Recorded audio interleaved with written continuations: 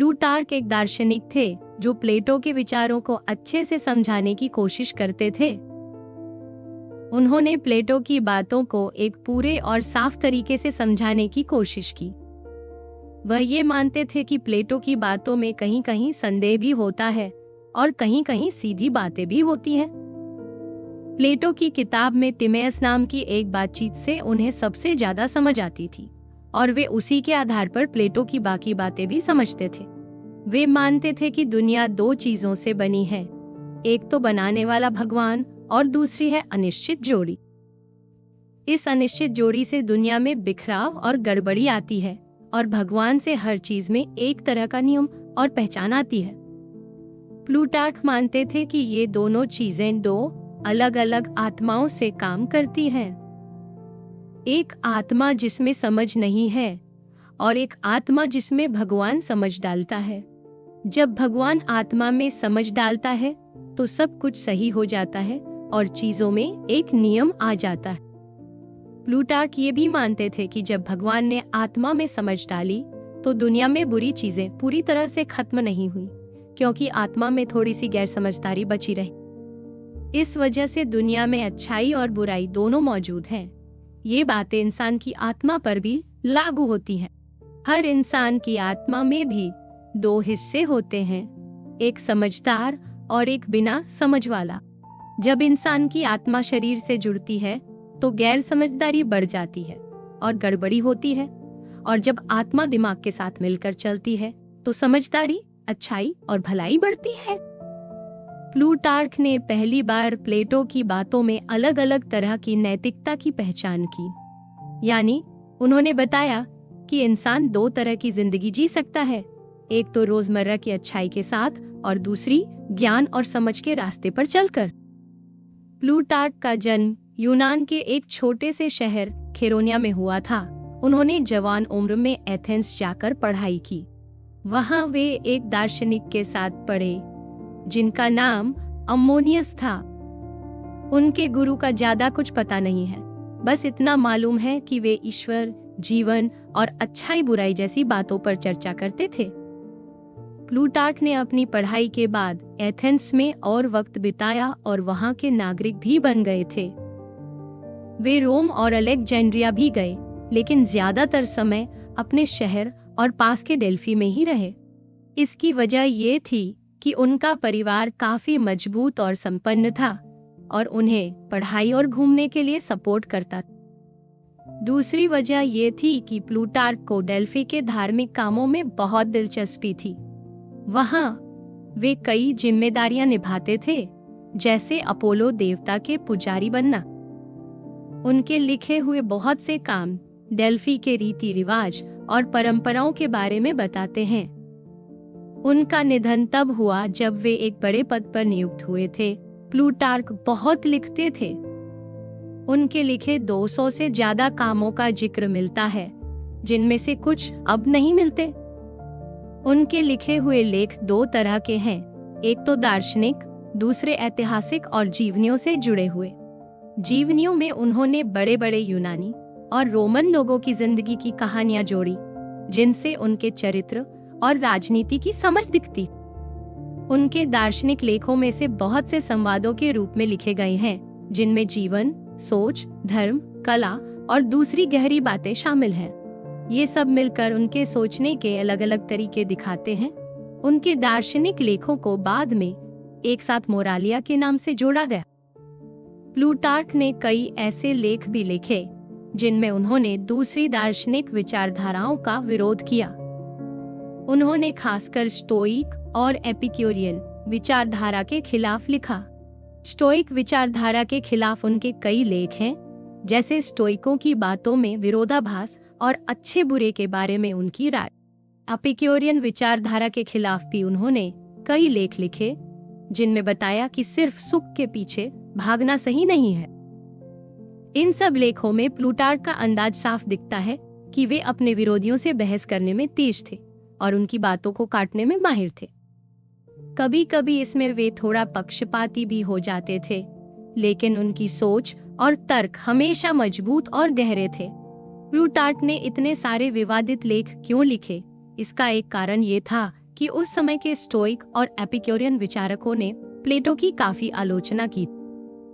खासकर एपिक्यूरियन विचारक कोलिटेस ने प्लेटो की कई बातों को गलत बताया था। दूसरी वजह ये थी कि स्टोइक और एपिक्यूरियन खुद अपने फायदे के लिए प्लेटो की कुछ बातों को अपनाते भी थे, लेकिन उसे मानते नहीं थे। जैसे स्टोइक लोगों ने प्लेटो की कुछ बातों से प्रेरणा ली, पर उनका भगवान पूरी तरह अलग था। वे मानते थे कि भगवान सब जगह है, जबकि प्लेटो की सोच अलग थी। प्लूटार्क को ये तरीका बिल्कुल गलत लगता था, इसलिए वे बार बार अपने लेखों में प्लेटो की बातों की सच्चाई और गहराई को समझाते थे और दिखाते थे कि दूसरे लोग उनकी सोच को गलत समझ रहे हैं। प्लूटार्क का मानना था कि अगर किसी सोच में इंसान की असली अच्छाई की जगह कोई गलत आधार है, तो उस पूरी सोच का कोई फायदा नहीं है। वे ये दिखाना चाहते थे कि प्लेटो की बातें पूरी इंसानी जिंदगी के लिए सही है और वही इंसान को असली खुशी दे सकती है। वे ये भी मानते थे कि स्टोइक और एपिक्यूरियन दोनों ही प्लेटो की सोच को समझे बिना ही उसे नकारते हैं। उन्हें ये भी बुरा लगता था कि इन दोनों विचारधाराओं में आत्मा, भगवान और ऐसी कई चीजों की गहराई को नहीं समझा गया है। प्लूटार्क को लगता था कि स्टोइक और एपिक्यूरियन अपनी बातों में खुद ही उलझ जाते हैं और इंसान की असली जरूरतों को समझ नहीं पाते। उनके लेख आज इसलिए भी कीमती है क्योंकि उन्होंने दूसरे दार्शनिकों की बातों को भी अपने लेखों में शामिल किया है, जिससे हमें पुराने जमाने की सोच को समझने में बहुत मदद मिलती। प्लूटार्क के कामों को अगर एक नजर में देखा जाए तो साफ दिखता है कि उन्हें प्लेटो की सोच सबसे ज्यादा पसंद थी और वे मानते थे कि असली समझ और इंसानियत उसी में है। प्लूटार्क ने तर्कशास्त्र के बारे में ज्यादा नहीं लिखा, लेकिन इसका मतलब ये नहीं कि उन्हें इसमें दिलचस्पी नहीं थी। असल में वे ज्ञान और सच्चाई को बहुत जरूरी मानते थे। उन्होंने प्लेटो के विचारों की सच्चाई को बचाने की कोशिश की। वे चाहते थे कि प्लेटो की सोच को सही तरीके से समझाया जाए। उनके कुछ काम तर्कशास्त्र और ज्ञान के नियमों पर थे, लेकिन अब वे मिलते नहीं हैं। इसके बावजूद उन्होंने बताया कि तर्कशास्त्र का असली फायदा प्लेटो की बातों को समझने और समझाने में है। उन्हें बहस करने और दोनों पक्षों की बात सुनने का तरीका पसंद था। ज्ञान और सच्चाई पर उनके कई काम थे। वे इस बात पर सोचते थे कि सच्चाई को कैसे पहचाना जाए। उनका मानना था कि कभी-कभी जो भी चीजें सामने आती है, उन्हें पूरी तरह सच मानना सही नहीं है। वे मानते थे कि हर बात पर सोच विचार करना जरूरी है। इसी वजह से वे प्लेटो की उस परंपरा को आगे बढ़ाते थे, जिसमें हर सवाल के दोनों पहलुओं को समझने की कोशिश की जाती है। प्लूटार्क ने प्राकृतिक चीजों, मन और ईश्वर पर भी काफी लिखा। वे मानते थे कि दुनिया को समझने के लिए हमें प्रकृति, आत्मा और भगवान तीनों पर ध्यान देना चाहिए। उनके कई काम हैं, जिनमें बताया गया है कि आत्मा कैसे बनती है, भगवान और इंसान का आपस में क्या रिश्ता है, किस तरह से भविष्यवाणी होती है और अच्छाई बुराई का असली मतलब क्या है। वे मानते थे कि भगवान के बिना दुनिया को पूरी तरह समझा नहीं जा सकता। उन्होंने इन सब बातों पर गहराई से लिखा। उनके बहुत से काम अब नहीं मिलते, लेकिन जो बचे हैं उनसे पता चलता है कि वे चीजों को बहुत सोच समझकर और गहराई से देखते थे। वे मनुष्य, आत्मा, ज्ञान और भगवान की चर्चा को जोड़ते हुए दिखाते हैं कि इंसान कैसे सच्चाई को पहचान सकता है और उसका असली जीवन कैसे बेहतर बन सकता है। प्लूटार्क ने अच्छे आचरण और जीवन की सीख से जुड़े कई लेख लिखे। कुछ में उन्होंने विचारों के बारे में बताया, जैसे क्या सही है और क्या गलत, और कुछ में रोजमर्रा की जिंदगी में अच्छा बनने की सलाह दी, जैसे गुस्से को कैसे काबू करें, दूसरों की बातों में बिना वजह क्यों दखल ना दें, या असली दोस्त और दिखावटी दोस्त में फर्क। उनके कुछ लेख ऐसे हैं जो जीवन को अच्छा बनाने के तरीके बताते हैं, जैसे मन को शांत कैसे रखें या गुस्से पर काबू कैसे पाया जाए। उन्होंने बच्चों की पढ़ाई और कविता की अहमियत पर भी लिखा।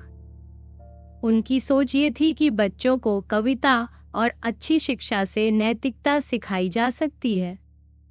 प्लूटार्क ने कई ऐसे लेख भी लिखे जो पुराने दार्शनिकों और उनकी सोच के बारे में थे। इनमें उन्होंने पुराने समय के बड़े विचारकों की बातों को समझाया।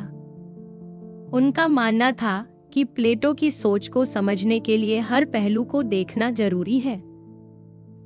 वे मानते थे कि सच की खोज में खुला मन रखना चाहिए और हर बात पर सोच विचार करना चाहिए। प्लेटो की किताबों में जो सवाल जवाब होते हैं, उनमें उन्होंने कभी भी सब कुछ आखिरी सच मानकर नहीं लिखा। वे मानते थे कि असली समझ उन्हीं को मिलती है जो हमेशा सवाल करते हैं, लेकिन साथ ही साथ सही बातों को भी समझते और अपनाते हैं। प्लेटो की यही सोच उन्हें सबसे ज्यादा पसंद थी। प्लूटार्क का मानना था कि किसी भी बात पर एकदम यकीन करना सही नहीं है, बल्कि जांचना और समझना चाहिए। लेकिन इसका मतलब ये नहीं कि कोई पक्की बात नहीं मिल सकती। उन्होंने ये भी कहा कि प्लेटो ने बहुत से ऐसे जवाब दिए हैं जिन्हें सच माना जा सकता है, लेकिन फिर भी उनकी सोच हमेशा खुली रहती है और वो हर नई बात के लिए। इसी वजह से प्लूटार्क ने हमेशा दोनों तरह की सोच को जोड़कर देखा, सवाल करने की आदत और सच की खोज। वे मानते थे कि असली ज्ञान पाने के लिए दोनों जरूरी हैं। प्लूटार्क ने भी प्लेटो की तरह कई संवाद लिखे। इन संवादों में अलग अलग लोग अपनी बातें रखते हैं, कभी कहानी के रूप में, कभी किसी की जुबानी। कई बार ये समझना मुश्किल होता है कि खुद प्लूटार्क किसकी बात से ज्यादा सहमत है। कुछ बार वे खुद भी संवाद में शामिल दिखते हैं। उन्होंने भी प्लेटो की तरह अपने लेखों में कहानियां, रूपक और उदाहरण खूब इस्तेमाल किए। मिस्र के देवी देवताओं की कहानी भी उन्होंने इसी तरह लिखी है और उसमें गहरी बातें छुपी हुई हैं। उनके कई किस्सों में जीवन, आत्मा और दुनिया के नियमों को जोड़ा गया है।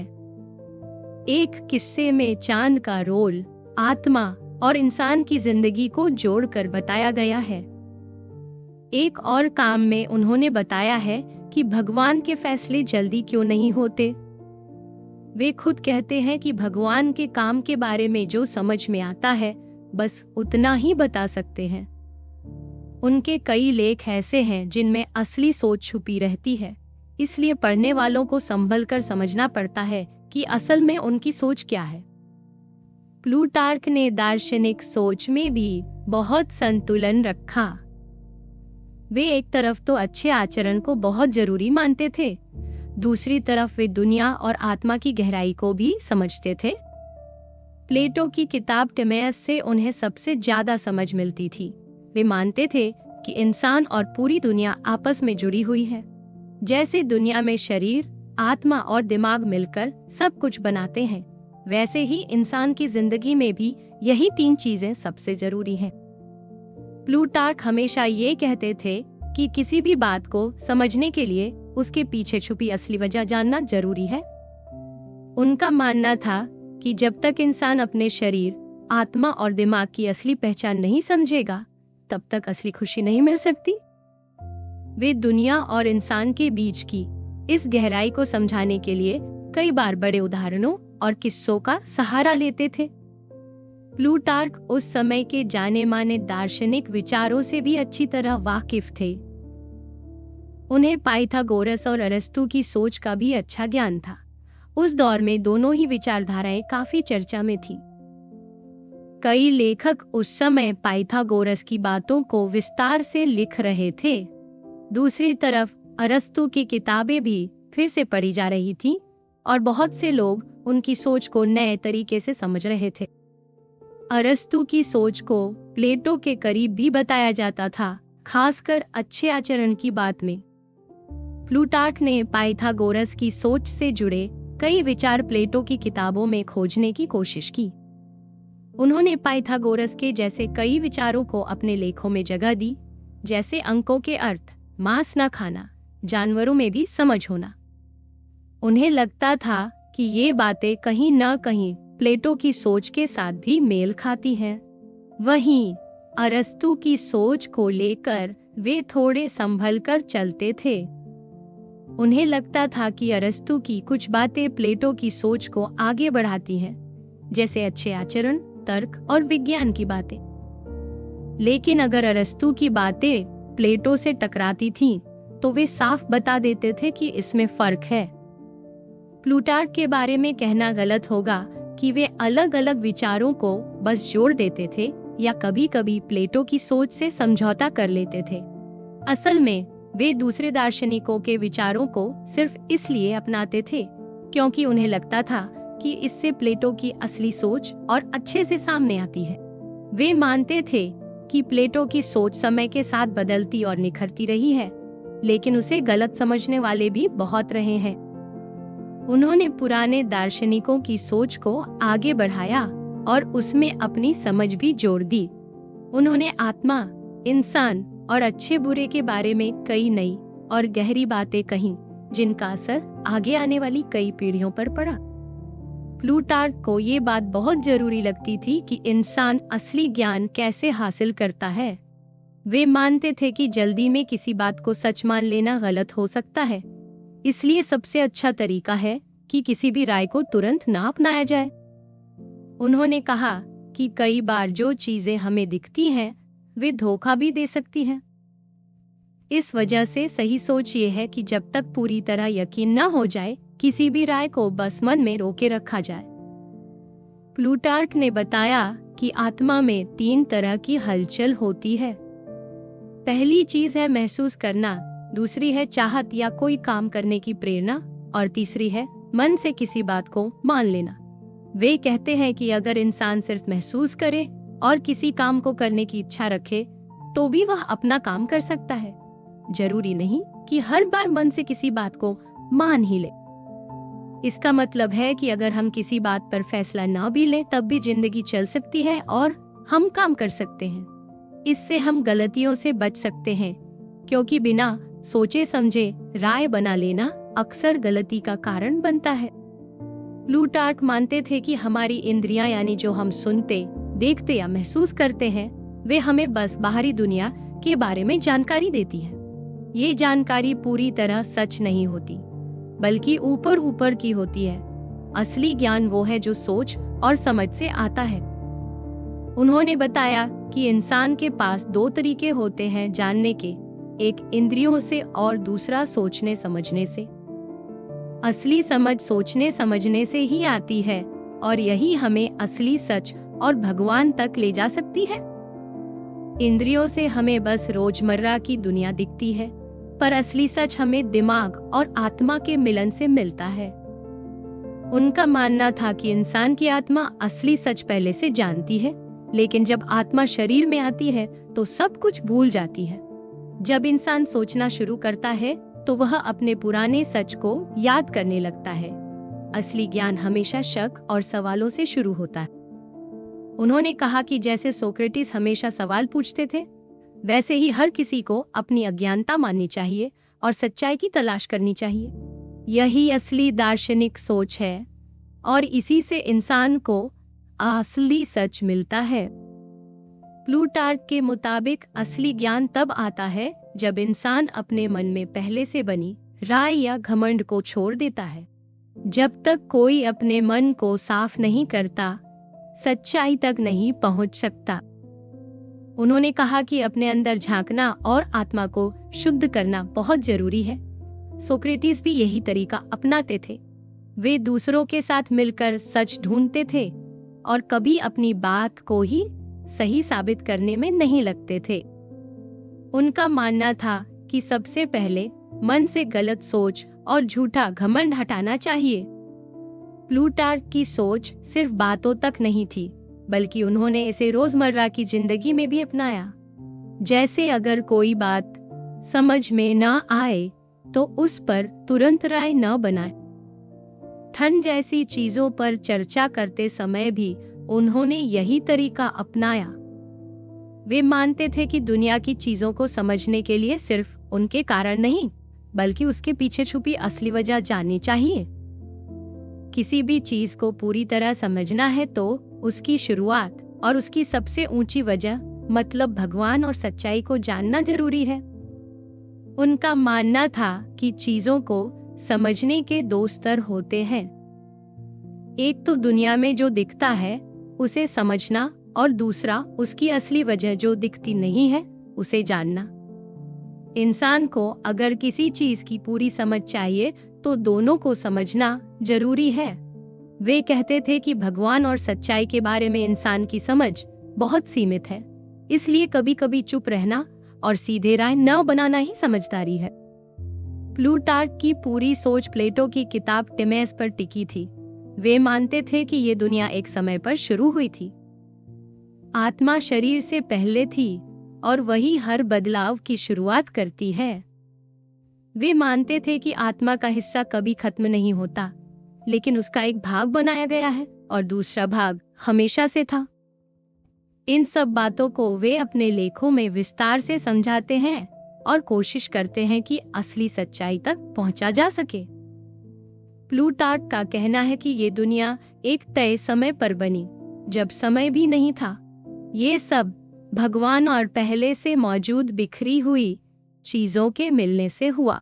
भगवान ने इस बिखराव को एक अच्छा रूप दिया, वरना सब कुछ यूं ही फैला रहता। इसलिए प्लूटार्क कहते हैं कि सिर्फ भगवान ही सब कुछ नहीं है, बल्कि बिखरी हुई चीजें भी उतनी ही जरूरी है। उनकी सोच के मुताबिक दुनिया में दो ताकतें हैं, एक भगवान जो हर चीज को एक करता है, अच्छा बनाता है और हमेशा वैसा ही रहता है।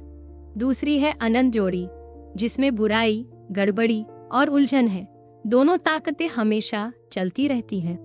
भगवान अच्छाई, नियम और पहचान लाता है और दूसरी ताकत से बिखराव, बुराई और अनिश्चितता आती है। इन दोनों के बीच का तालमेल ही हमारी दुनिया है। भगवान सबको जोड़ने और अच्छा बनाने की कोशिश करता है, लेकिन गड़बड़ी और बुराई वाली ताकत भी मौजूद रहती है, जो कभी भी हावी हो सकती। इन दोनों के बीच के रिश्ते को समझाने के लिए प्लूटार्क ने बताया कि इनके बीच दो तरह की आत्माएं हैं, एक जिसमें समझ नहीं है और एक जिसमें समझ। यही दोनों आत्माएं दोनों बड़ी ताकतों का असर दिखाती हैं। जब दुनिया नहीं बनी थी, तब सिर्फ वो आत्मा थी जिसमें कोई समझ नहीं थी और सब कुछ बिखरा हुआ। इस बिखराव से भगवान ने दुनिया बनाई, उसमें समझ और नियम डाले। प्लूटार्क मानते हैं कि प्लेटो की किताबों में यही बातें अलग अलग नामों से बताई गई हैं। वे कहते हैं कि दुनिया की शुरुआत में सब कुछ अनिश्चित और गड़बड़ था, फिर भगवान ने उसमें नियम और पहचान लाई। हालांकि ये बात प्लेटो ने कहीं भी एकदम साफ नहीं कही, लेकिन प्लूटार्क ने अलग अलग जगह से ये बातें निकालकर एक साथ समझाया। उनके हिसाब से अगर हम भगवान और बुराई वाली ताकत दोनों को समझे, तो ही दुनिया और आत्मा की सच्ची तस्वीर सामने आती है। प्लूटार्क के मुताबिक जब भगवान ने आत्मा बनाई, तो वो आत्मा पहले से बनी दो चीजों को जोड़कर बनी थी। एक है दिव्य समझ जो भगवान से आई, और दूसरी है वो आत्मा जिसमें कोई समझ नहीं थी। इससे साफ होता है कि आत्मा बदलती नहीं, उसकी असली पहचान बनी रहती है। दुनिया बनने से पहले सब कुछ बिखरा हुआ था और उसमें हरकत भी थी, लेकिन उस बिखराव को सही दिशा देने के लिए आत्मा की जरूरत। इसलिए उन्होंने बताया कि जिस तरह इंसान की आत्मा दो हिस्सों में बंटी होती है, एक समझदार और एक बिना समझ वाला, वैसे ही पूरी दुनिया की आत्मा भी वैसी ही है। प्लूटार्क मानते हैं कि इंसान की आत्मा भी उसी बड़ी आत्मा से निकली है, इसलिए उनमें काफी समानता है। जैसे हर इंसान के अंदर अच्छाई और बुराई की लड़ाई चलती रहती है, वैसे ही पूरी दुनिया में भी ऐसा ही होता है। जब तक समझदार हिस्सा मजबूत रहता है, तब तक सब कुछ ठीक रहता है, लेकिन जब बिना समझ वाला हिस्सा हावी होता है, तो गड़बड़ी होती है। अगर दुनिया में कोई खराबी आती है, जैसे कोई आपदा या बुरा समय, तो उसका कारण यही बिना समझ वाला हिस्सा होता है। अगर ऐसा न माने, तो या तो भगवान को ही इन बुरी चीजों का जिम्मेदार मानना पड़ेगा जो ठीक नहीं लगता, या फिर मानना पड़ेगा कि ये सब बिना किसी वजह के हो रहा है, जिससे भगवान की ताकत कम हो जाती। इसलिए ये मानना सही है कि गड़बड़ी वाली बातें उसी बिना समझ वाले हिस्से की वजह से होती हैं। प्लूटार्क के हिसाब से जब भगवान ने अपनी समझ और बुद्धि उस पहली आत्मा में डाली, तभी सब कुछ ठीक होना शुरू हुआ। दुनिया की आत्मा अब सिर्फ भगवान की बनाई हुई चीज नहीं रह जाती, बल्कि वो भगवान का ही हिस्सा बन जाती है। इसमें भगवान की समझ मिल जाती है, पर उसकी पहली हालत जिसमें समझ नहीं थी पूरी तरह खत्म नहीं होती। बस अब बुराई कम हो जाती है और अच्छे काम ज्यादा होते हैं। इसी से दुनिया में हर चीज में पहचान, नियम और एक जैसा होना आता है। भगवान से निकली समझ दुनिया की आत्मा के जरिए आगे जाती है और यही आत्मा फिर इन सब बातों को दुनिया की बाकी चीजों तक पहुंचाती। इसी से दुनिया में अलग अलग चीजें और उनका बनना शुरू होता है। प्लूटार्क की सोच में जब भगवान ने दुनिया बनाई तो उसमें जो रूप और पहचान है, उन सबका क्या रोल है, ये बात पूरी तरह साफ नहीं। उन्होंने इसे मिस्र के देवी देवताओं की कहानी के जरिए समझाया। इस कहानी में ओसिरिस एक ऐसी शक्ति है जो हर चीज को जन्म देती है। ओसिरिस को भगवान और अच्छाई का रूप माना गया है। ओसिरिस की जोड़ी इसिस को हमेशा ओसिरिस की ओर खींचती है और दोनों मिलकर दुनिया को जन्म देते हैं। प्लूटार्क ने ये भी समझाया कि ओसिरिस ही असली समझ है और इसिस वो जगह है जहाँ सब कुछ आकार लेता है। इन दोनों के मिलने से ही पूरी दुनिया बनती है। प्लूटार्क मानते हैं कि भगवान में ही सारी पहचाने और रूप मौजूद है। यही सब कुछ की असली वजह है। भगवान का एक हिस्सा समझ है, एक हिस्सा आत्मा है और एक हिस्सा शरीर की तरह है। भगवान सिर्फ कोई जड़ या निर्जीव चीज नहीं है, बल्कि उसमें जीवन, समझ और आत्मा सब कुछ है। ओसिरिस का शरीर उन रूपों का प्रतीक है जो इस दुनिया की चीजों में दिखाई देते हैं। प्लूटार्क ने प्लेटो की किताबों से ये बात निकाली थी कि समझ और जीवन एक दूसरे से जुड़े हुए हैं और भगवान की आत्मा ही हर चीज को जन्म देती है। प्लूटार्क का कहना है कि भगवान और सारी पहचाने कभी कभी एक ही लगते हैं और कभी कभी अलग, क्योंकि भगवान के बारे में सोचते वक्त कभी हम उसे सिर्फ समझ की तरह देखते हैं और कभी आत्मा और समझ दोनों के मिलन की।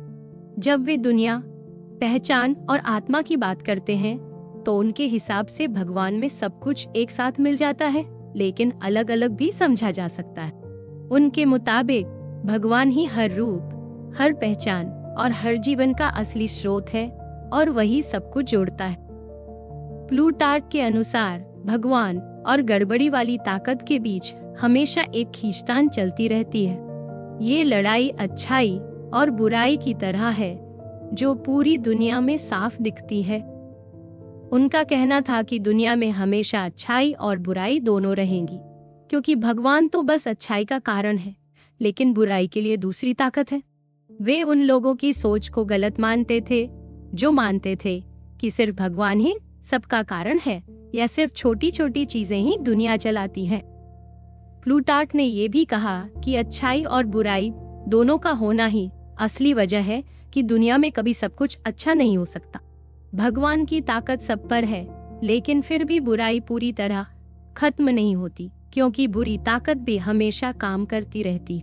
इसलिए प्लूटार्क ने ये बात साफ कही कि भगवान सबसे बड़ी शक्ति है, लेकिन कभी कभी चीजें भगवान की मर्जी के बिना भी हो जाती हैं, जो गड़बड़ी वाली होती हैं। अब अगर इंसान की बात करें तो जब दुनिया में अच्छाई और बुराई दोनों हैं, तो इंसान भी कभी अच्छा करता है और कभी गलत। प्लूटार्क मानते थे कि इंसान की जिंदगी में जो भी होता है उसके 3 कारण हो सकते हैं, कभी किस्मत, कभी अचानक कुछ हो जाना और कभी खुद इंसान की अपनी मर्जी। किस्मत के पीछे भगवान का हाथ होता है। अचानक होने वाली चीजें गड़बड़ी वाली आत्मा की वजह से होती है, जो भगवान के कंट्रोल में नहीं रहती।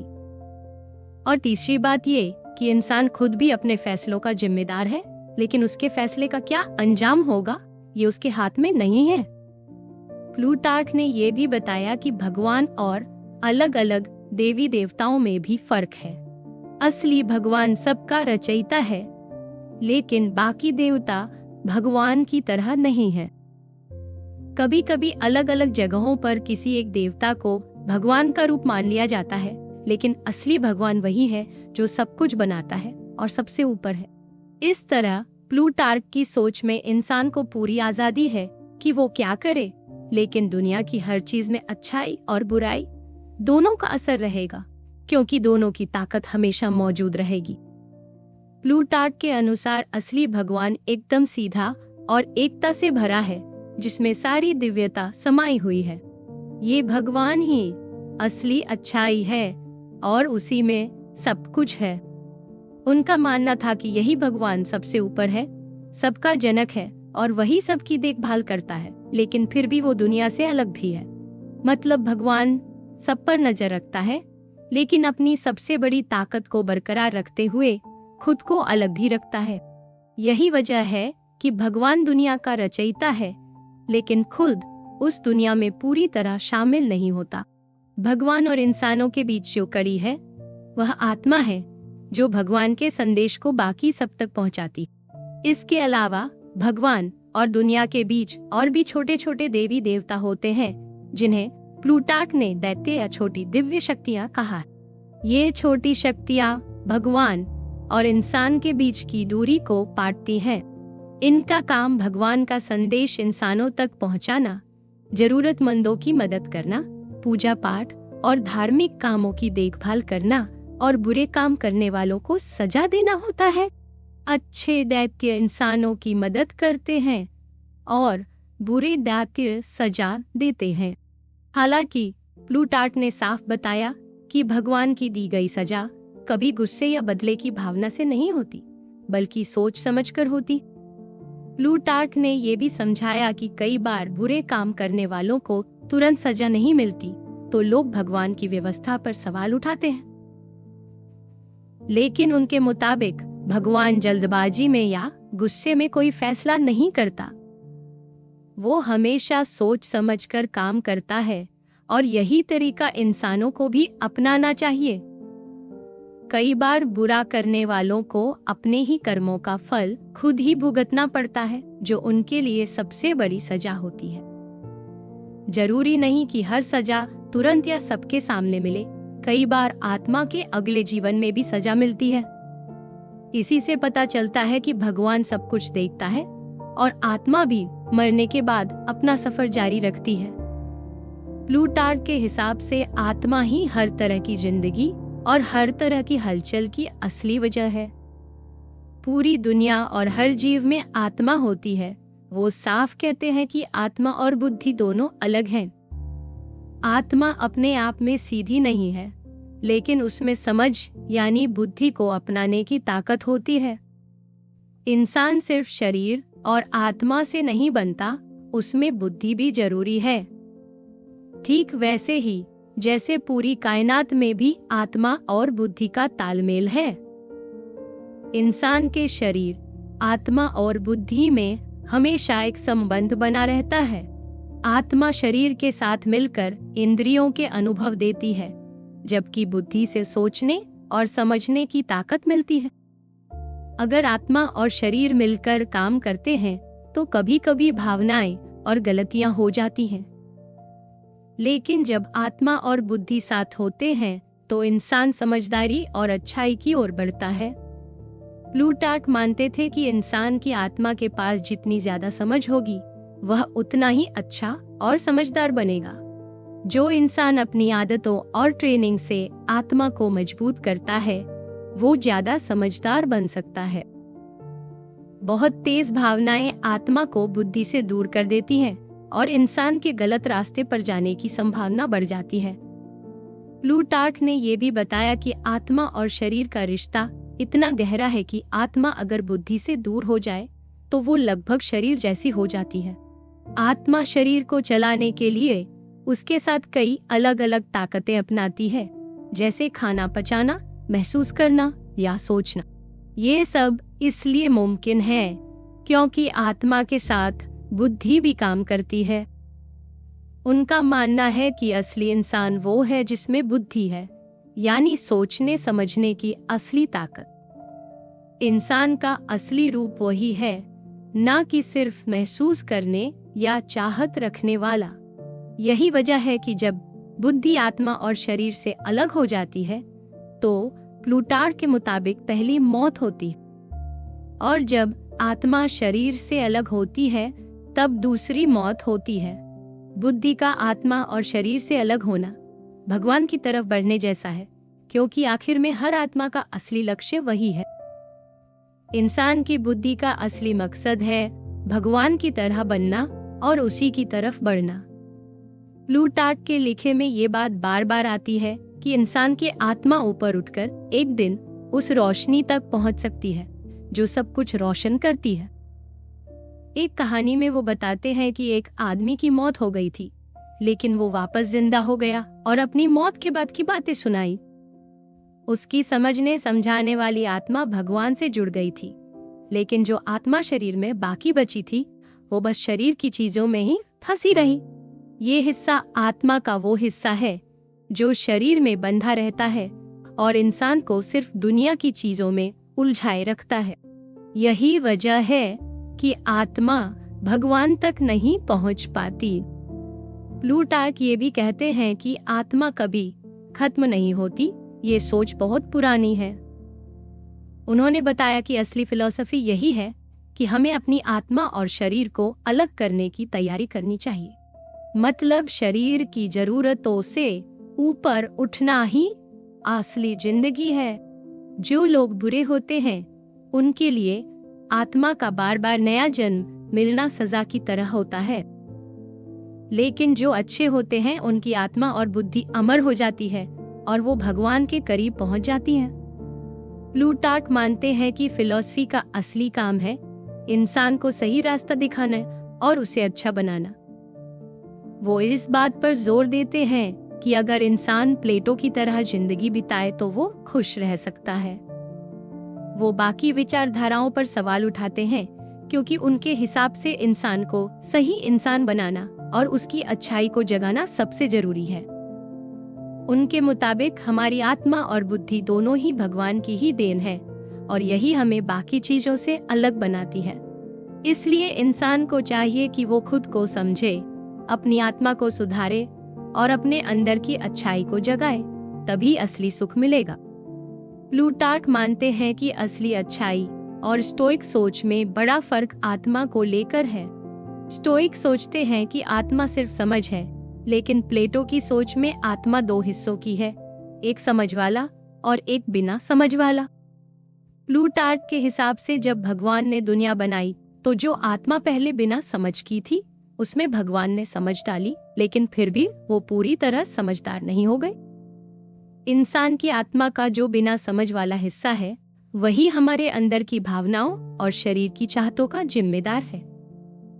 प्लूटार्क कहते हैं कि शरीर की चाहतें और भावनाएं एक जैसी नहीं हैं, बल्कि अलग हैं। भावनाएं हमारे गुस्से या डर से जुड़ी होती हैं, जबकि चाहतें खाने पीने जैसी होती हैं। लेकिन ये दोनों समझ पर ही निर्भर है। जब हमारी समझ इन भावनाओं और चाहतों को संभालती है तभी इंसान में अच्छाई आती है। जब भावनाएं और चाहते समझ के काबू में ना हो तो इंसान गलत काम करता है।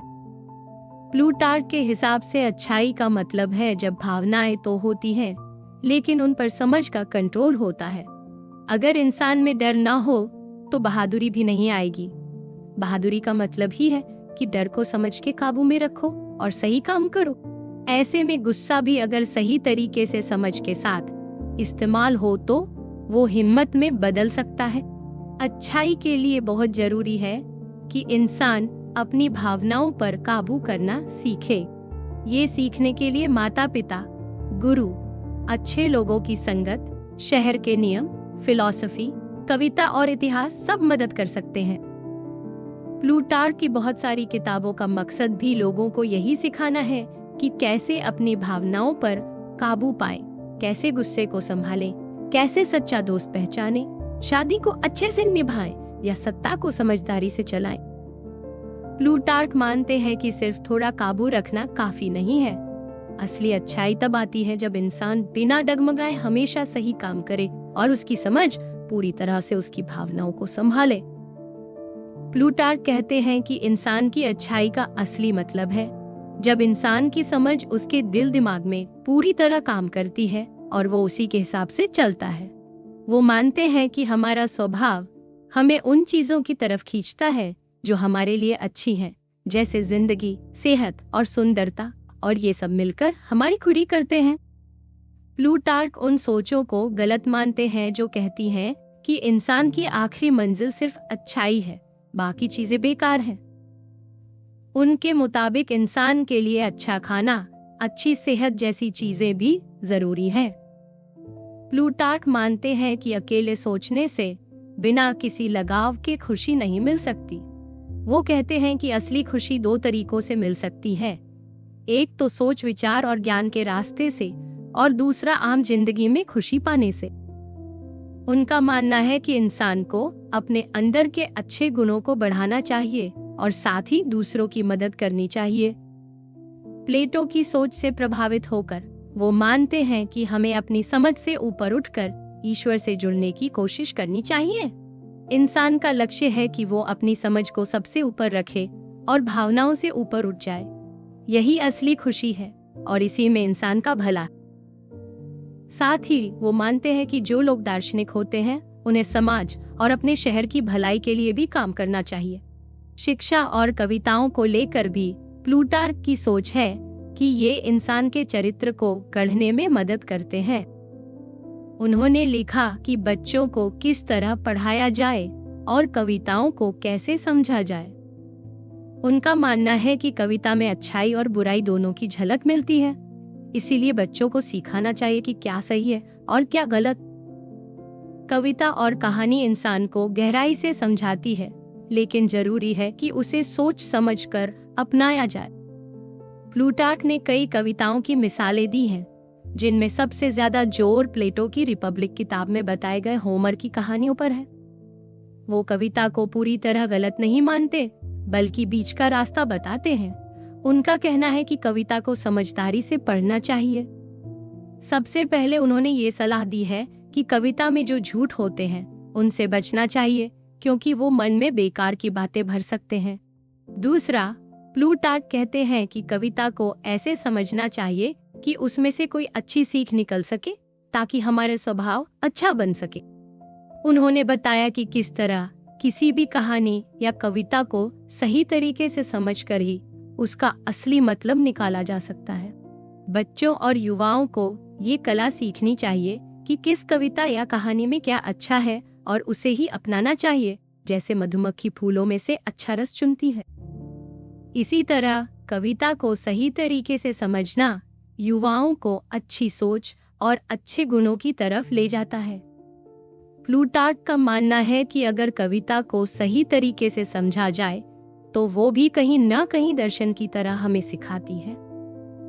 उनका कहना है कि कविता और इतिहास दोनों मिलकर इंसान के स्वभाव को अच्छा बनाते हैं।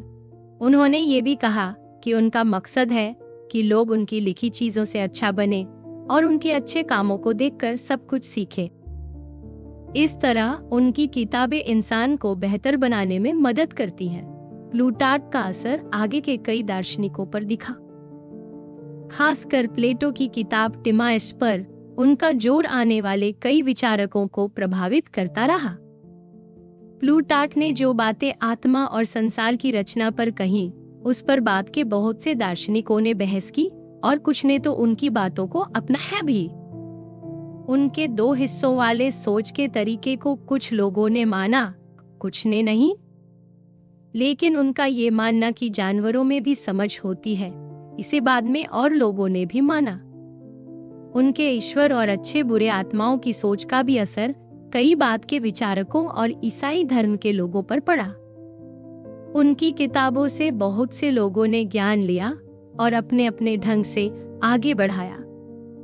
उनकी सोच ने नए रास्ते खोले, जिसमें दर्शन और कविता दोनों का मेल भी था, और ये सब आज भी लोगों के लिए सीखने वाली बातें हैं।